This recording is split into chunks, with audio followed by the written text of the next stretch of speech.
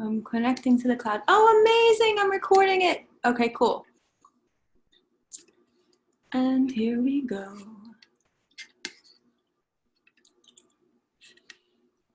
Okay, and I'll put your video on. How do I do that? No, I don't know. Okay. Hey, everybody. What's happening? Okay, so I'm going to keep everybody unmuted because I don't hear any dogs barking or anything, or any children howling, so that's good. Today we're going to talk about my favorite topic, which is creativity and the law of attraction. Okay, so I say on this, like if we have 15 more people, we should mute everybody so that we don't hear everyone breathing and burping and all that stuff, that fun stuff that can interrupt the video. It's a burp, just cover your mouth. So yeah, so we have, usually I'd say, mute yourself and then, unmute yourself when you have something to say, or raise your hand when you have something to say, but don't worry, we're a small group. It's very intimate today. Okay, so this is Esther Hicks. I think everybody knows who she is. She is the channel of the law of attraction. And she's got a lot of videos on YouTube that I kind of ripped this PowerPoint off of. Yeah, so basically if you want just the picture on, if you just want your picture up and you don't want to be in the video, then you can press that little start video sign. If you go under participants and you want to raise your hand and be cool and do that, you can do that by using the participant button. You can share the screen if you want to. If you come up with a video and you're like, oh, I know this Law of Attraction Esther Hicks video that I saw about creativity. Jackie, can you play it? I'll totally play it. Or you could play it and I'll teach you how to do it and we can share together. And then we have the chat option. So if say somebody is like talking a lot and you want to interject and you have a thought and you want to remember it, just type it in the chat. And that's where the chat is, okay? And of course, these Zoom meetings are free, but Zoom costs some money every month. So if you want to donate, please donate to the cause. I'll put a link in the chat so you can see it. And actually, I actually put it in the Law of Attraction Facebook group too. So if you want to do that, and then I have special deals if you want to donate any money. If you donate up to $10, that's awesome. That'd be really helpful. And then if you donate up to 15, I'll throw in a video of this video. I'll send you the video, and if you throw in 15 or more, I'll send you a meditation, a personalized meditation YouTube that I'm gonna send. And somebody is coming in. I have to get out of here. Okay, so. Well, Jack, can you make sure everybody knows how to use Venmo? I'm not sure. Oh, okay, yeah, sure. Like, how do I you have a Venmo account, or how does that work? Yes, I do. I'm gonna actually admit this person. Okay, hello, who's this? Hello? I don't know who that number is. 1-917-922-1748. What's your name? Hi, it's Carol. Hi, Carol. How are you? Hi. I'm good. Sorry I'm late. I got caught up in something. No, I want to give you a proper greeting. Okay, so oh, wonderful. Actually, just because it's a little confusing, the whole Venmo situation, we're actually, don't worry, Carol, you didn't miss much. We're just up to the part about donating for the Zoom membership. So sure. I'm just going to put that link in the Zoom meetup in the chat. Okay, and there it is. Oh wait, I'm sending it just to Cindy. Okay, no, there we go. That is to everybody. Okay, let's go back to the share screen. We're going to talk about creativity today and the law of attraction.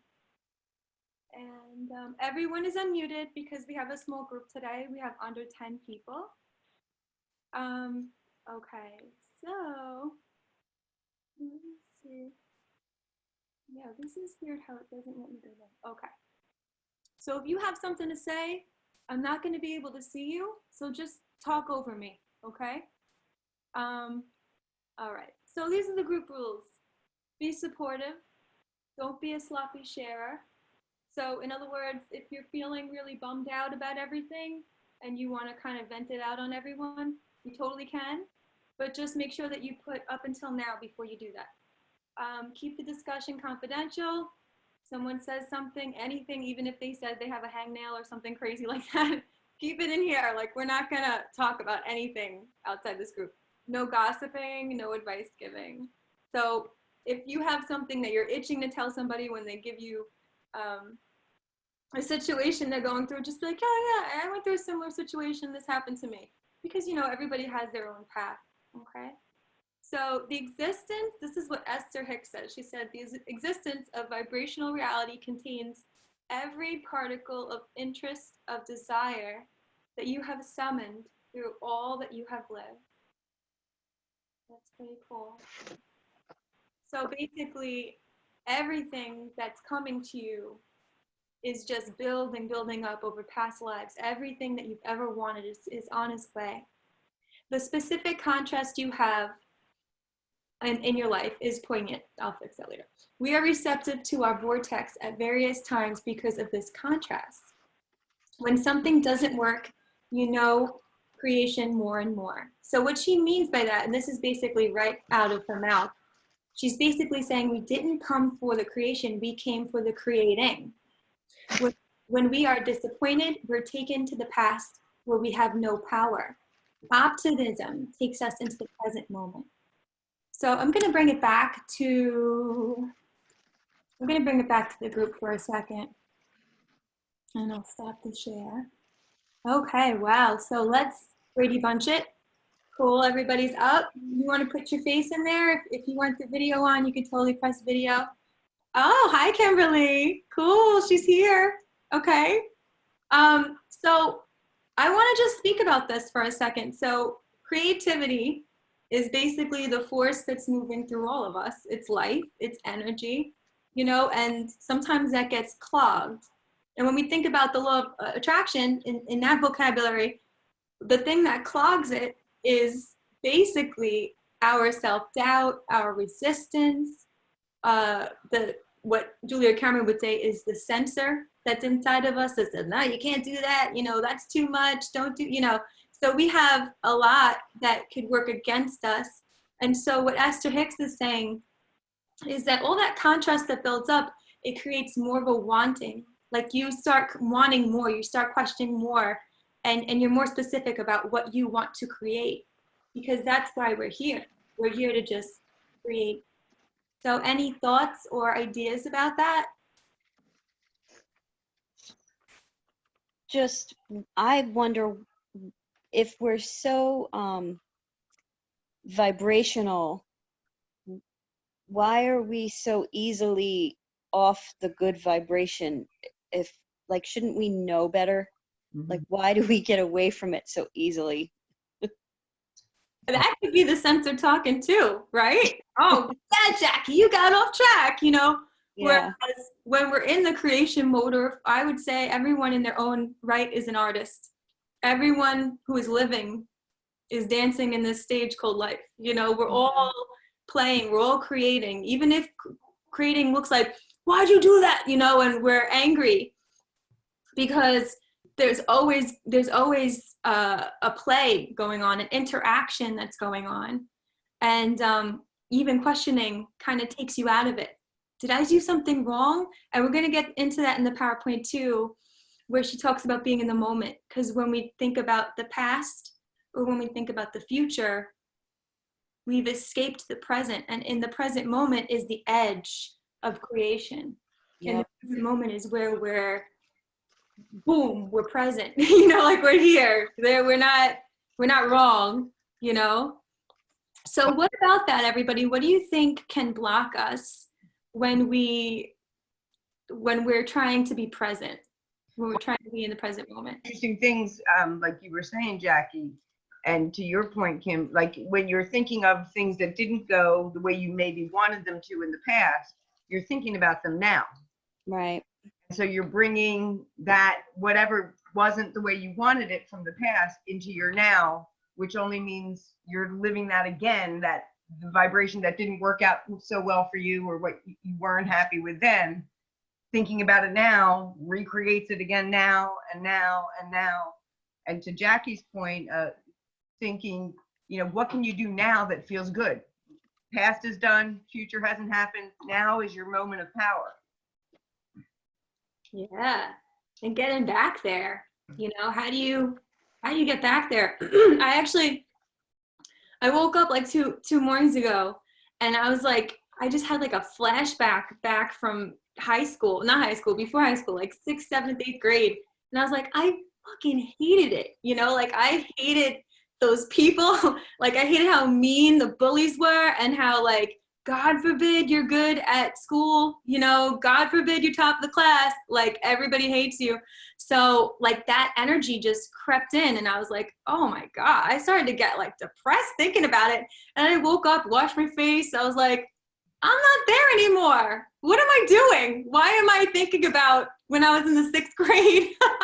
You know, like what happened? So, you know, and then of course, like there's so much interaction every day where it's so easy to kind of get caught up in a situation where you got traumatized, or where you got really angry, or where maybe you fucked up a situation or a relationship, and we get caught up there. And you know, how do we stay present, and how do we love ourselves through it and not get so caught up in the past?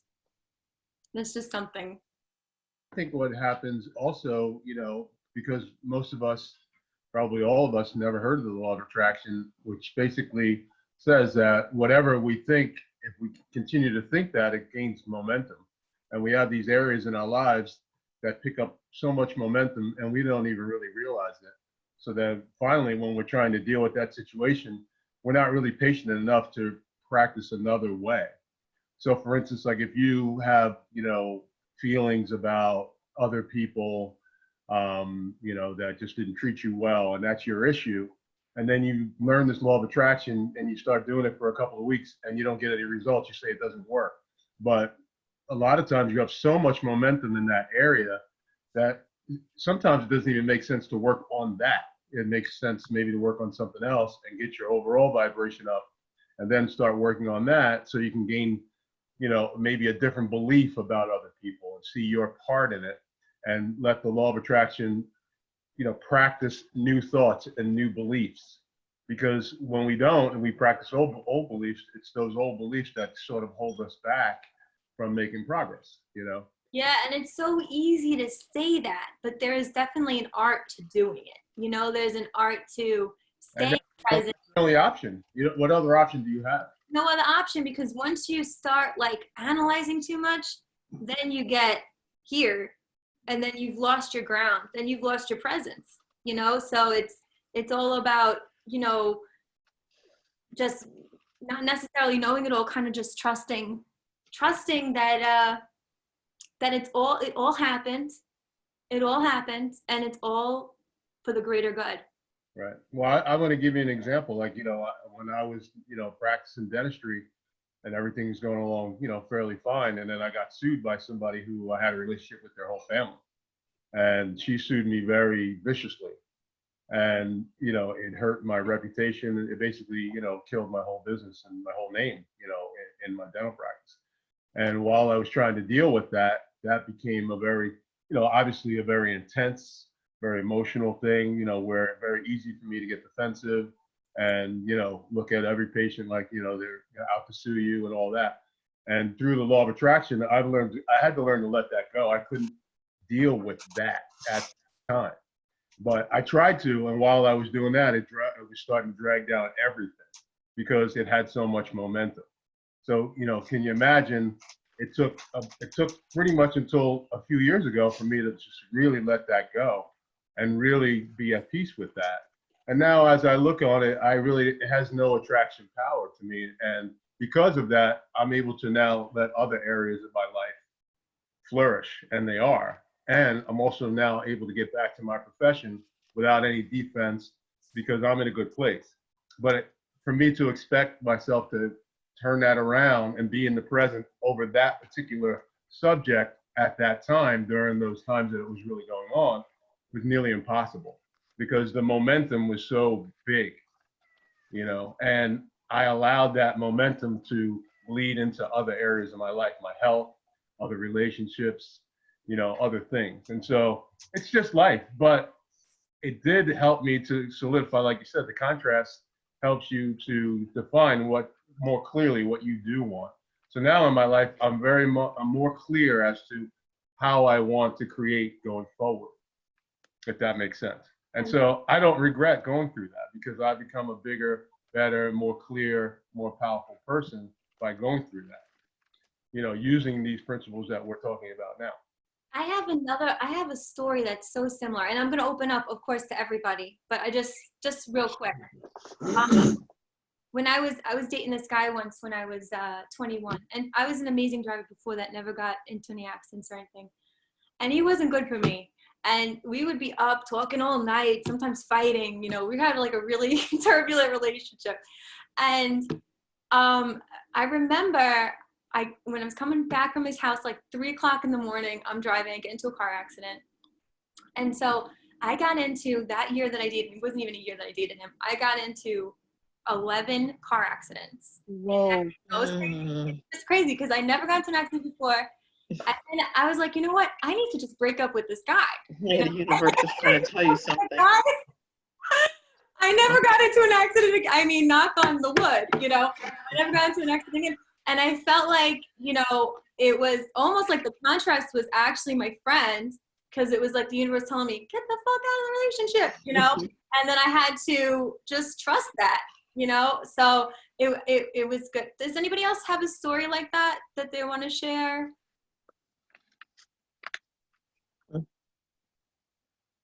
I had a kind of similar experience with my ex. I found myself really having a struggle because we were separated for 10 years and I just got divorced. And it's the whole time, just the anger, it was so hard for me to let go of it. And I would find myself just having it eat away at me, even though I knew all the principles and I knew everything that you're supposed to do, but sometimes it was just impossible. It felt like to me to rise above it. And I found that the one thing that helps me to kind of stop the momentum was to just do something physical, whether it was, exercising, running, something like that, that usually kind of, jump started the change, the shift. And then just whenever the anger came up, I would let it, I wouldn't try to push it away. I would try to, let it run through me and do some like EFT, so that I can try to dispel it as much as possible. And I found that really helped, was to let the energy go through me with the tapping, and that seemed to do the trick, because that energy is just not there as much as it was before. And I'm talking like 10 years of, furious anger, and disgust and the whole thing. And now I find myself, being able to talk to him and not want to kill him. Great. That's great. So what did you do, Carol? So you're saying it was like the emotional tapping technique, what you do Yeah. on your face? Emotional freedom technique, the tapping. I'm not sure if anyone knows about. I mean, most people, know it as just basically as tapping. And there's certain areas in your body. There's like millions of YouTube videos on it. You could just watch them do it, and it's just a way of hitting certain points in your body so that it helps the energy to flow through you more quickly. So you actually let the emotion. It's kind of like just letting the emotion out. It feels like it goes away after a while. And while I'm doing it, it's so painful because I have to sit in that anger and let myself really feel it, or whatever it is, sadness or anxiety. You let yourself feel it, and tap while you're doing it. And then there's certain techniques, what you say and how you do it. But there's lots of YouTube videos on it, and that seemed to really help me so much. That's great. How long did you do it for before you start? Because I mean, to what Greg said before, you know, when we're in that angry place, it's so hard to loosen it, you know. So sounds like a great idea for people those of us who are extremely angry right now, and maybe can use Right. I know there's a lot of anger, you know, revolving around what's happening. It's in the Yeah, who wants to be stuck at home? Although I kind of embrace it because I'm a homebody, so, and I have my two sons with me, so I feel safe that they're here and I'm, you know, with them, and it's all good. But yeah, it's I don't know. It's just I found myself when I would get into the anger or whatever it was, especially with around my ex, because it was just, you know, just sat in there for so long. I found it very difficult to even want to bring it up. I wanted to just squash it because it's just so painful. I didn't want to have to feel it. But, you know, I knew, because I had experience with it before, that if I would just sit with the feeling and not try to suppress it, just let it out, just have it come up, don't judge it, just let it be what it is, you know, pretend I'm, you know, 10 or 5 even, just let the feelings come up and, you know, tap my way through it. And it wouldn't immediately go away, but I'd find myself like the next day, it felt like there's something like a shift. I would feel a shift. Wow. So, yeah. That's awesome. That reminds me of something that I did with magnets. I think, Cindy, I remember you were there when I was talking about the magnets. I don't know if you remember. Greg, you probably remember. Basically, there's like these 2 balls on a magnet, and like you ask yourself questions. You do like a muscle test to know exactly what's yes and no when you ask your body. You're asking your body questions because in our bodies we hold all these emotions. And I was releasing anger like crazy, you know, like Oh, great. this magnet on my head. I was like, yeah. So sometimes, you know, it makes me wonder, like, is this the placebo effect? Like, what's happening? Am I trusting in this process? You know, what am I doing? So yeah, I totally get you, Carol. It's like these processes can really be effective. Oh, we got Right. I'd like to just talk about, you know, the processes. You know, it's so helpful to think of step 1, step 2, and step 3. You know, step 1 is the contrast, and that's what we're talking about: getting sued, or, you know, wondering why things aren't happening on our, you know, what we want, ex-spouses and things like that. That's all contrast, and that's all step 1. And step 1 is the reason, you know, why we, you know, solidify and clarify our desires, which is step 2 happening all automatically. And then step 3 is all these infinite processes that we can do, whether it's a placebo effect or not. It doesn't really matter. What does matter is that we get relief. You know, we get rid of the resistance. Sometimes it's just going to sleep and letting it die on the vine. Sometimes it's meditation. Sometimes it's tapping. Sometimes it's playing your guitar. And you know it's good for you when you feel better. That's the bottom line.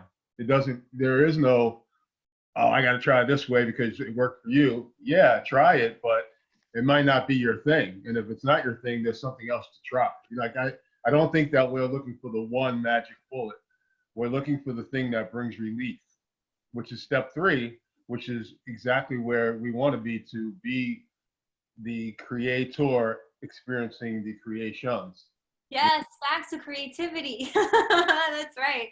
Back to, but you can't create when you're stuck in step 1 and you're not, you know, getting the benefit of what you put into your vortex. You can't create when you're blocked. Yeah. When you're blocked. You block when you stay doubtful. You block when you hold on to old beliefs that aren't serving you. You block when you get impatient. You block when you don't believe, you know, we have infinite reasons why we block.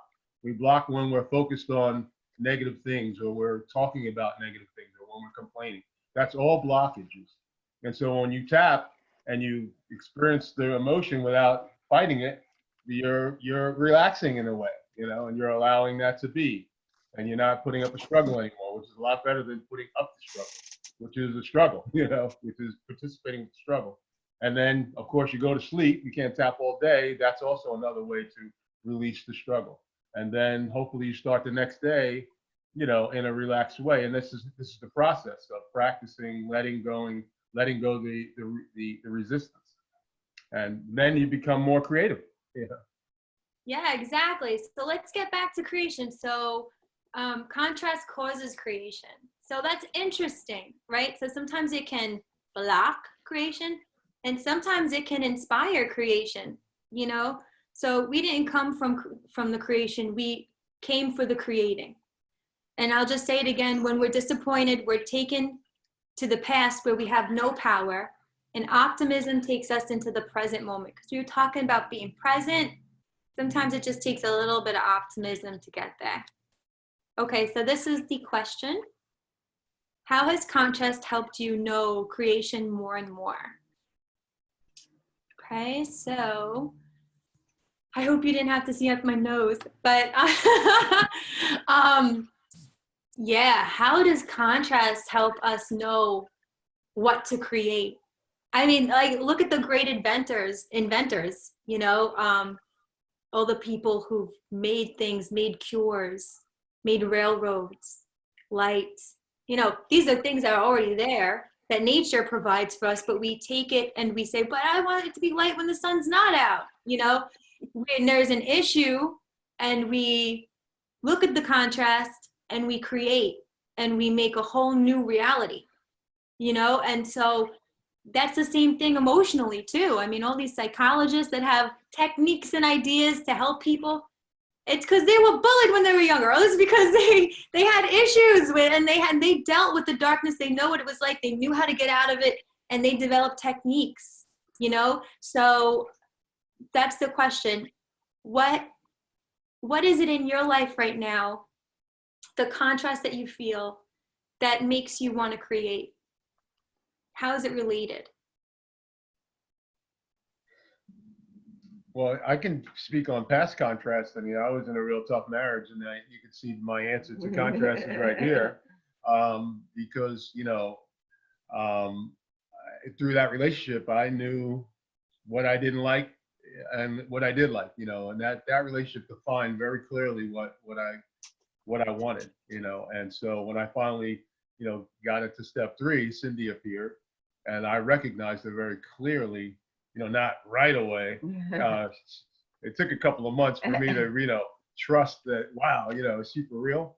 But you know, lots of, you know, and even after Cindy, lots of things came back to me that I know I had asked for, but I wasn't, you know, focused on it after I put it in my vortex. And when I was in a really good place, a lot of things came back to me without any so-called effort, you know. So I totally believe in the contrast and the concept of putting things in our vortex and, you know, allowing things to sort of come to us through the path of least resistance when we, you know, find that chronic happier place and those emotions that allow us to be in the moment without worry and without doubt, and, you know, examining our part in, you know, just being, we are creative by nature, so getting out of the way and allowing it to happen. Yeah, that was actually the example I was going to use too. And Carol's share made me think of, you know, where I so now appreciate my first husband and all the challenges that came with that marriage, because it keeps me in chronic appreciation of Greg. Yeah, I appreciate him too. And the whole notion of, you know, everything's always working out for me, and really recognizing the value of having been in a relationship where, I mean, it's so interesting how we pushed every button each other had. I mean, like, so different in how we live our lives. But again, the gratitude and appreciation I have for Greg will, I think if I'd met him first, I wouldn't have the true appreciation that not all men are like that. Not all men can do this, that he's able to do so easily. And I just continually appreciate it, where I might have taken it for granted otherwise. That's great. Sometimes it's great to just go through the shit so you can realize what's good. You know, like you're not going to know it's good unless you really understand why you shouldn't go either way, right? Right. Yeah. I also see that, you know, my ex really helped me work through a lot of my own personal issues. I'm sure we all, you know, can see how they maybe mimicked issues that we had with our parents or that type of thing. I mean, he brought out all the issues that I needed to work on. I mean, he was the perfect person to bring up all my shit. So he, you know, he had I guess the negative traits of both my mother and my father. So I basically had to work through unresolved family trauma with him. And I wouldn't have been able to do that, I don't think, without him. So he made me a stronger person. When I look at it from a higher perspective, I'm, you know, grateful for that. But you know, on a day-to-day level, when he pisses me off, you know, I don't see that at all. But Awesome. you know what it's like. Sometimes you can go up, you know, into the sky and look down and say, "Oh, that's why he was there, and that's what he helped me to you know, work through." And now I'm, you know, I feel more competent in certain areas because of, you know, I had to do it. I had to fend for myself in certain areas, or I had to, you know, learn how to stand up for myself and learn, you know, all these other things. So that's another piece of it, I guess. That's awesome. And I totally can relate to that, Carol, because it's like how many times when you're in a relationship and you're like, oh my gosh, it feels like the same fucking thing. You know, it's like, oh, Exactly. I'm just the person's name. And it's like, oh no, I'm sorry. And then, you know, it's a pattern. It's a pattern, you know, so Right. breaking the pattern and being in the moment and being present, not reliving that pattern, is really deliberate creation in work, and that is definitely the goal. Mm-hmm. All right, so let's get back to our PowerPoint now, unless anybody else has something to share. Anybody else want to talk about how contrast helps them to become more creative? Bob? Really, in hearing what everybody said, I may as well get on the X Factor as well. When I think of the relationship I had, it's very much a situation where I wasn't in touch with my feelings at all. And finally, when the relationship did come to an end, I really hurt. You know, and I hurt a lot. And I can look at that, be extremely pissed at her initially, but what it caused me to do is get in touch with my feelings. And as crazy as it sounds, I thought women were attracted to guys who were just strong, not in touch with their feelings. And I realized the complete opposite. And it began over a period of time, but I really got in touch with my feelings. I feel more alive. I can relate to others a hell of a lot better, typically in relationships. And what it really allowed me to do was to grow. So I can definitely identify with some of this. I can look at my past, how I just repeated my past into relationships. And a matter of the previous relationship allowing me to open up, grow. I could see a lot of things and ultimately just be a better person, you know, from what I had gone through. So I appreciate that. That's great. Bob, this reminds me, Yeah. this conversation reminds me of, I don't know if anybody was there at the meetup group. Everybody's been to the meetup group. We had some people coming in from Europe into our LOA meetup group on Facebook. I don't know if they could speak English, but so anyway, I had done a group in Jim's meetup, and it's called The Art of Loving, and I basically read the book to everybody by Eric Fromm. And yeah, we're bringing up relationships because that's art. I mean, the art is basically the art of giving. When you're loving on someone, you're practicing how to give. I mean, and it's art, and whenever you do art, it's creation, it's creativity, it's something you're lending your energy to when you're building something, you know. So of course we're going to bring up relationships. We're talking about creativity, you know, it's the same thing. All right, let's get back to the PowerPoint. I'm getting quicker at this. It's like crazy. All right. Contrast and creativity. Contrast causes us to want with greater clarity. The desire is getting ready for you to get ready for it. Pick any subject that makes you happy, and that is all you need to do to get what you want. It's easy to feel good, is it? Look at the potential, balance, and diversity. Feel the bigness of yourself. 20 or more lifetimes, the potential for pleasure and thrill are beyond words. We stand in various degrees of receptivity. Some ideas are more satisfying than others. Understand the energy of it. Matching the frequency of what you desire to the energy inside of you.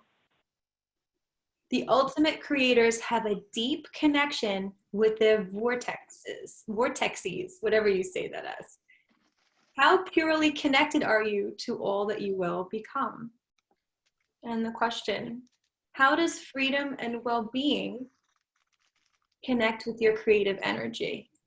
So she did say that it was easy to get into a happy feeling place.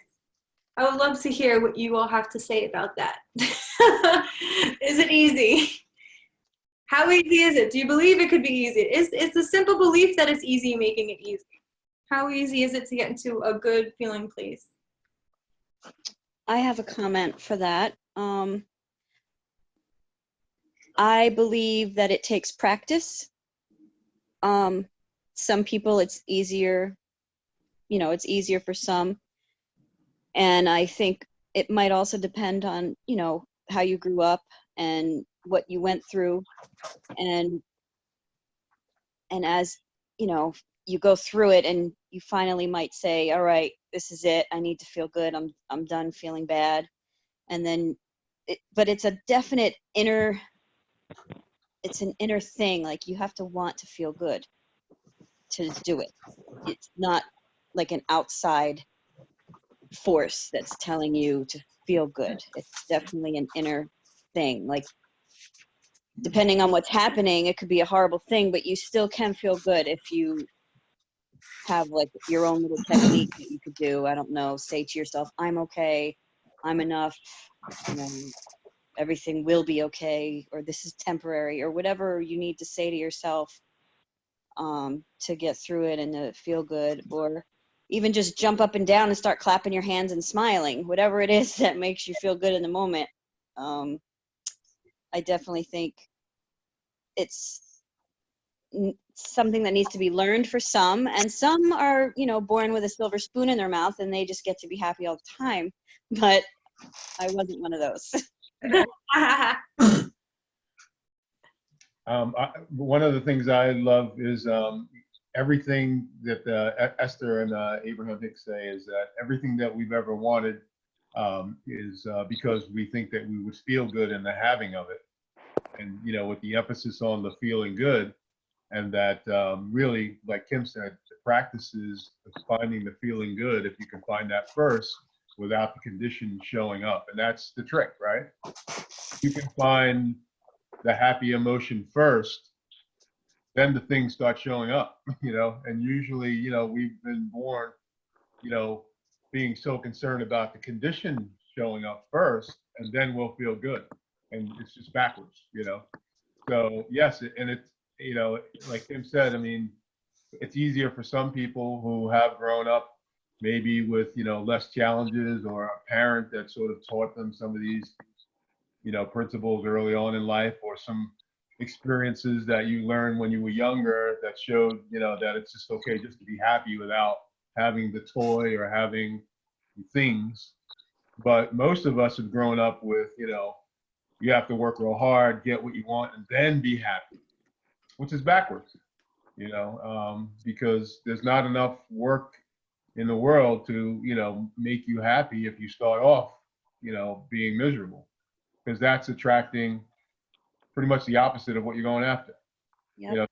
You can learn to practice satisfaction, learn to feel worthy without the things you're asking for. If you can learn to find the feeling first, then lo and behold, and I've learned that, and I've seen that happen to me and other people. If you can learn to find the feeling first, whatever it takes to find that, that's the secret. Yeah. Yeah, what Carol said about being in your body, you know, like if you feel someone kind of, you know, their energy kind of puts you off, especially if you're sensitive like I am. Somebody's energy is like, I am too. right? Mm. You know, if you talk about it energetically and you're like, oh my gosh, I just got slimed. But it's like, you know, just realizing in your body, almost like shaking your body, like getting into your body so much so that you can feel, okay, no, this doesn't feel that great. What do I do in my body? In my body, how do I adjust my body while I'm here so this can feel good again? You know, because often we kind of close down when there's a situation or when there's a person who's slimy or whatever, boogie monster comes up to you, and you just, you know, you kind of like a raccoon, like, ah, you know, like you freeze. You just like, we're animals, you know, like our bodies, our limbic system, our nervous system, everything is like, you know, we're getting ready, you know, and to actually have the mastery over that and to just have that consciousness of, whoa, how do I feel that? How do I adjust myself in this moment? How do I get back? You know, I think that's definitely something that I try to do. Did anybody else have something to say? Well, that kind of reminds me of a very quick story about a couple of years ago. I hadn't been in a relationship in a really long time, and it just felt like it was just never going to happen. And I was watching, but I was in a good place anyway. So but I really felt like I wanted to. I felt like I was ready to do something. And I remember watching a couple in the park, and they were holding hands, and I thought, oh, that's so nice. And so I just said, let me practice this whole law of attraction thing. And I was walking in the park, and I stuck my hand out, and I was just pretending I was holding someone's hand, and the feeling that would give me about how nice it was to be with someone who would want to hold my hand. So I'm walking down the park and I'm pretending my hand's like sticking out. Didn't want to make it look too ridiculous, but I had my hand out, and I just had this really, really like satisfied feeling and loving and happy. And not much after that, I met someone, and he was a very affectionate kind of guy, and we walked down the park, and he grabbed my hand, and we were holding it. And I got this chill, like, oh my God, this shit works. And it had been a long time. So it was pretty wild. So I have to try that again because it didn't really work out. Just keep visualizing it, you know? Yeah, it was cool. It was very cool. Oh, I love that. And yeah, it's like almost like you putting your body there. Yep. I said it before, you know, sometimes people say, oh, just visualize it. You know, I'm like, I'm not a visual person. I can't close my eyes and visualize stuff. You know, I have to feel it. So Right. emotional for me, you know, it's all like the tactile, or, you know, Right. Weird. I'm weird. I could smell when somebody's lying. It's crazy. I have some weird sense things. But yeah, they run different ways. So that's really cool to think of it that way. Right. So let's get back to the PowerPoint.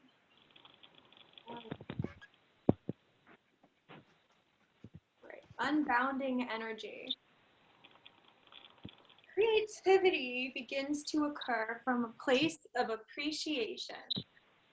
Everything else is mediocre in comparison to the creative process.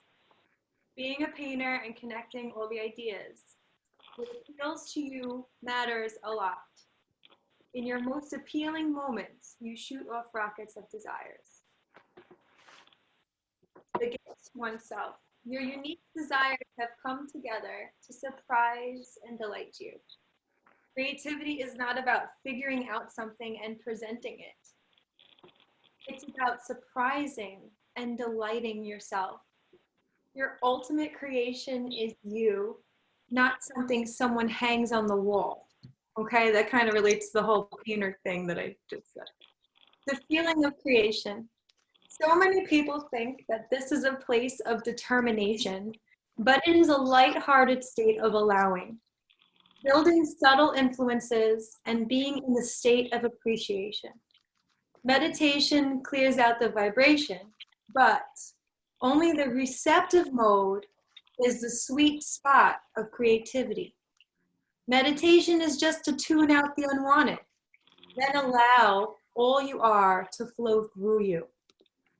So the question is, creativity is a large energy that you receive. How does play allow you to be more receptive?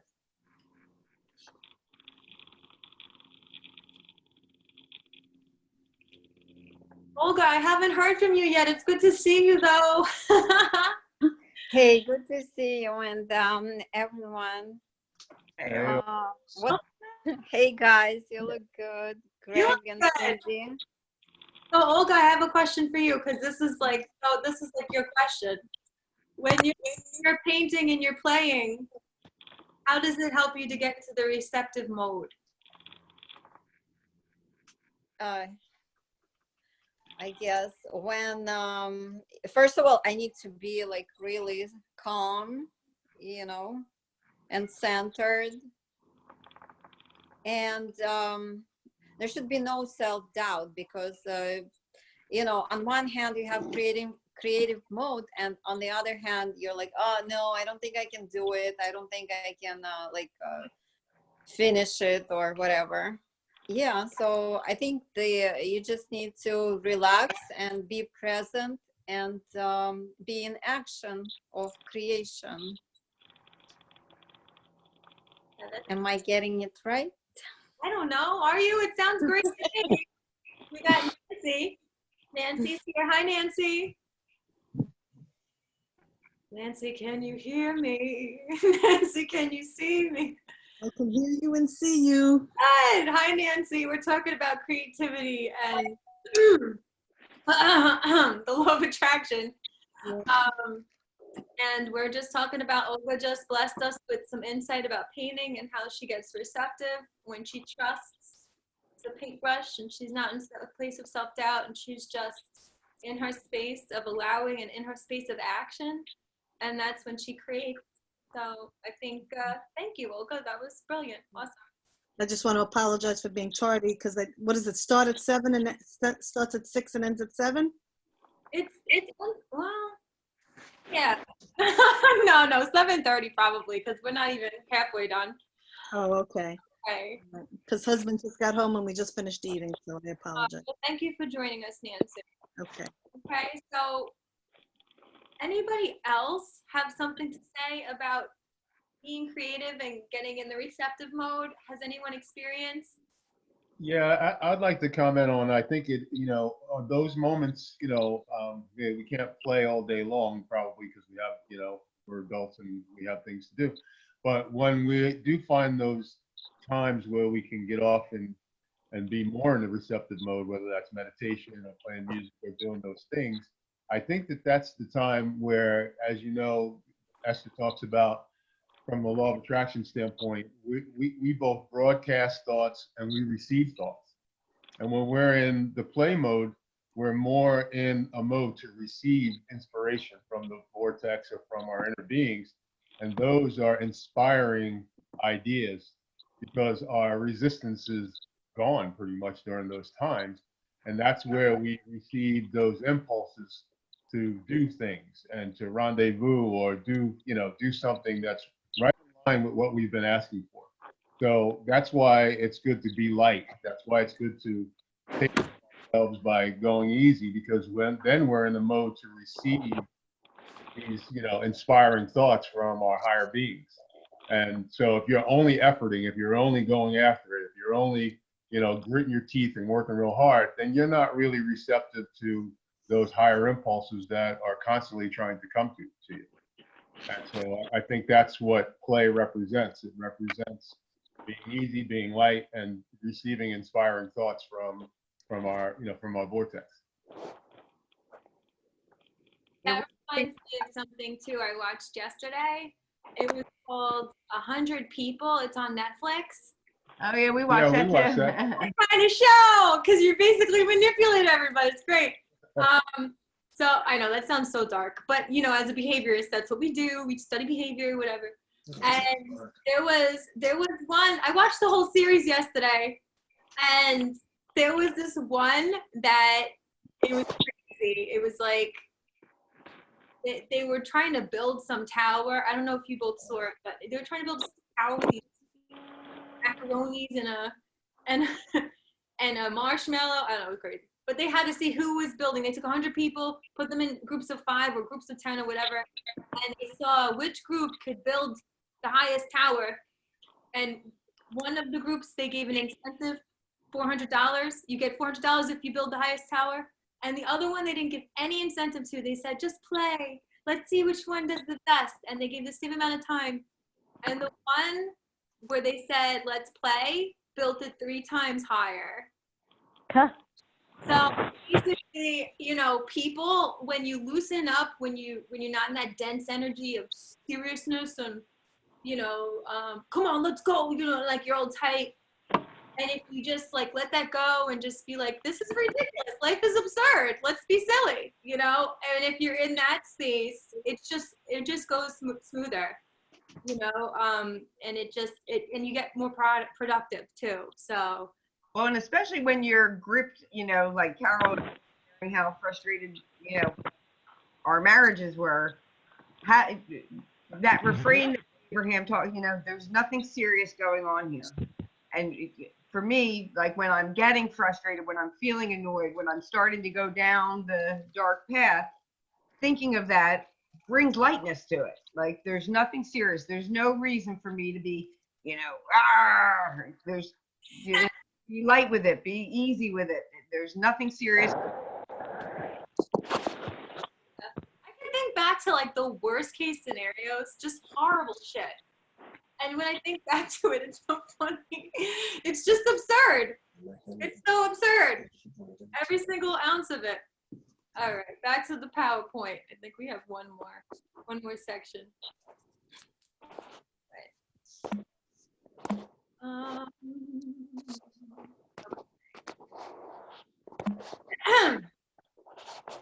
What does creativity feel like? It feels like appreciation, focused in the moment.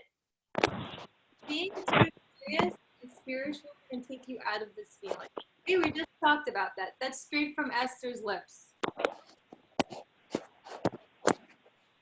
Okay, it sounds like somebody's having a fight over there. I'm gonna Yeah. I'm gonna mute everybody, okay? Let's see. Mute. Okay, hopefully I'm not muted. All right, cool. I'll just mute you for a second, don't worry. Oh man, that thing's in the way. All right.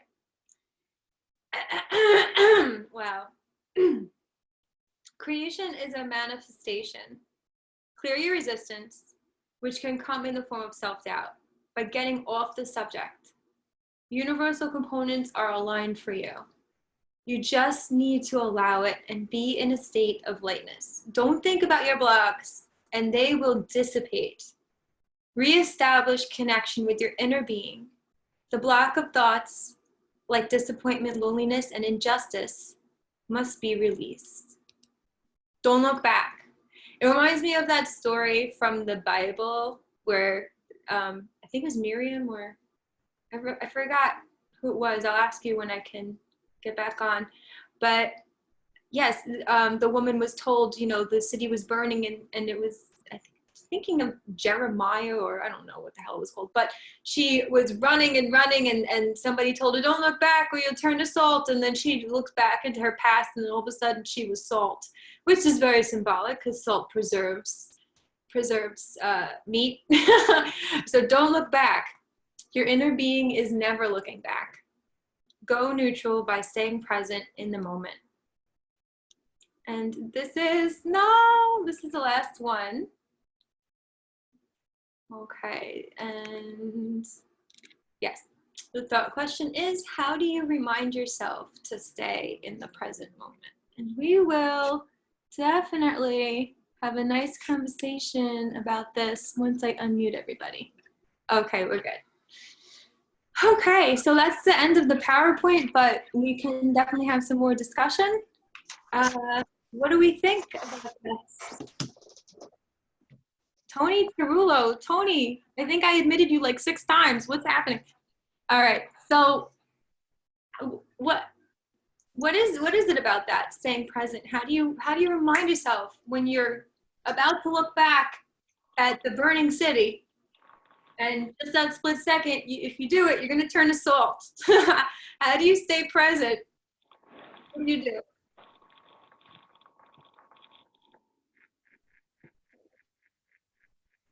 I think I just heard crickets.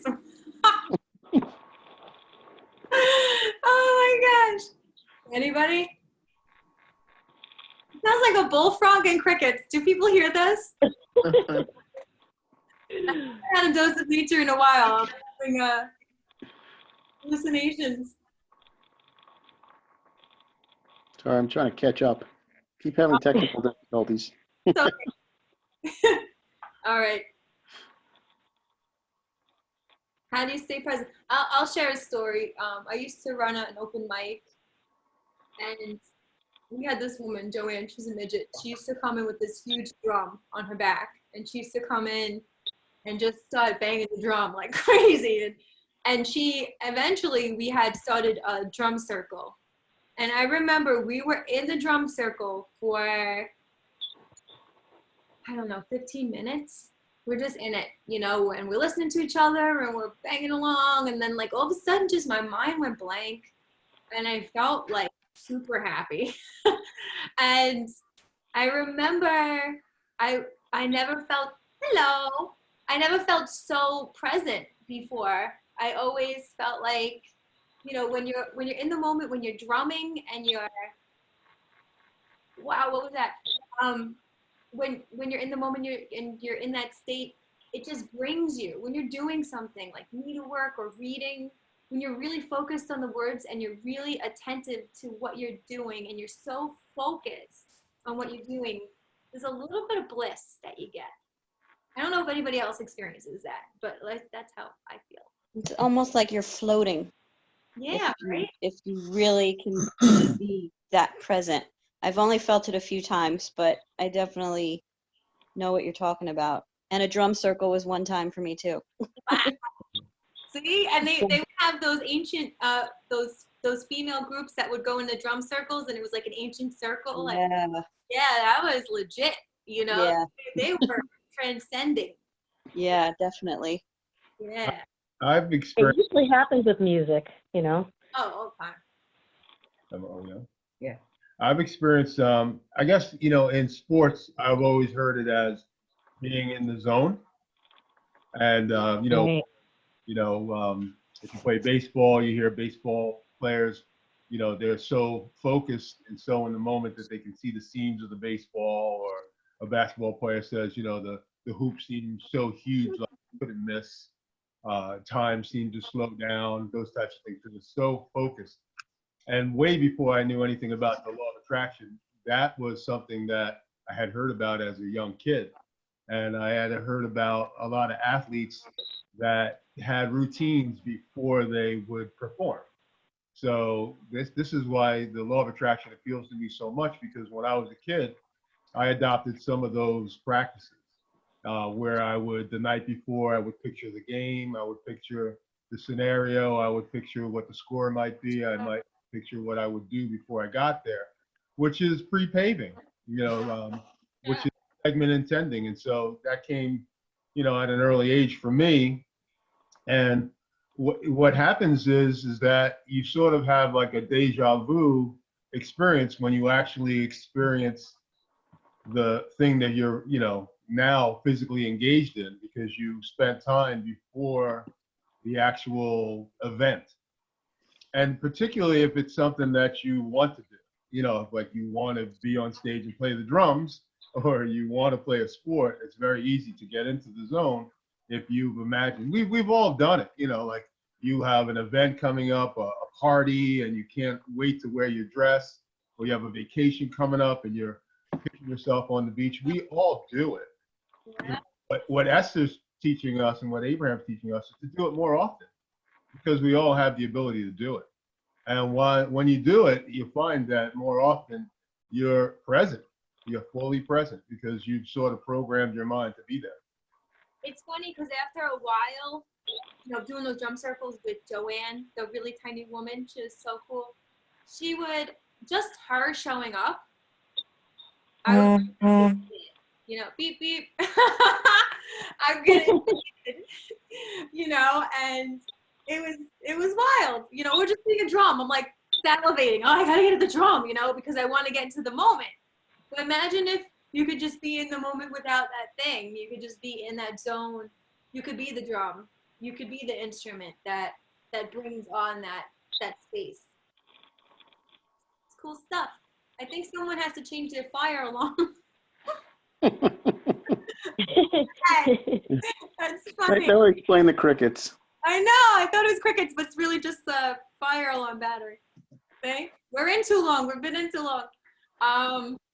All right. So I'm going to end it because we did the PowerPoint. We talked, not unless anybody else has something they want to share and wants to talk about. I'm going to say all your names so you feel included, all right? Carol, Tony number 2. Tony, why are there 2 of you in here? Nancy, Anisha, Bob, Andrea, we haven't heard from you. Oh, Nancy. No, I'm sorry. Yeah, you haven't heard from me tonight. I didn't want to be a downer, and you were having such a great discussion on the subject, but I'm really struggling with everything else going on, and I enjoyed listening to the discussion, and it was energizing, but you know, I wish I had the luxury of staying home like you guys are and just kind of exploring creativity, but I'm in a workplace all day long and all I hear about is COVID-19 and email after email. And I mean, that's reality right now is, you know, coronavirus. Hey, you guys, even the future King of England has it. Prince Charles has it. It's everywhere, and it's just, you know, it's amazing how many celebrities have it. It's just it's a high rate of celebrities and famous people have it. It's very bizarre. Yeah. Everyone, I'm gonna go. I hear about coronavirus enough. This is good to not hear about it. So, good night, everyone. I know, so everybody, before you go, don't go yet. Right? It's okay. It's all absurd.